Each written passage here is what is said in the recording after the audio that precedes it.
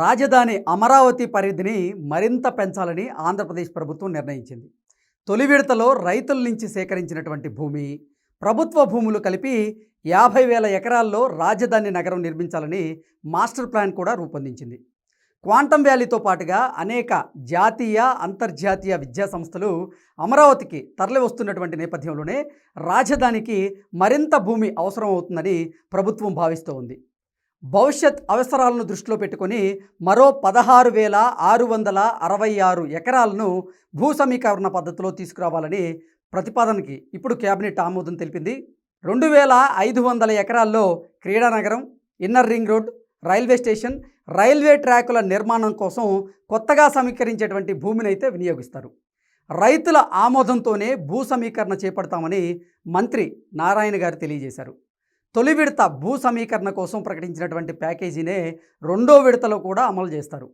ఎకరా మాగాని భూమికి 1000 గజాల ఇంటి స్థలం, అలాగే 450 గజాల కమర్షియల్ స్పేస్ అయితే కేటాయిస్తారు.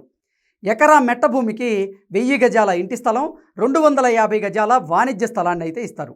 దీనికి తోడు ప్రతి ఏటా కౌలు కూడా చెల్లిస్తారు.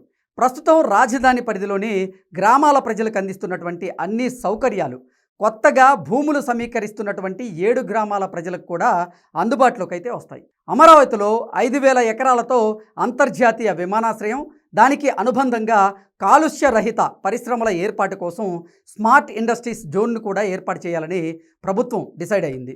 భవిష్యత్తులో ఒలింపిక్స్ నిర్వహించే సామర్థ్యంతో స్పోర్ట్స్ సిటీని నిర్మిస్తారు.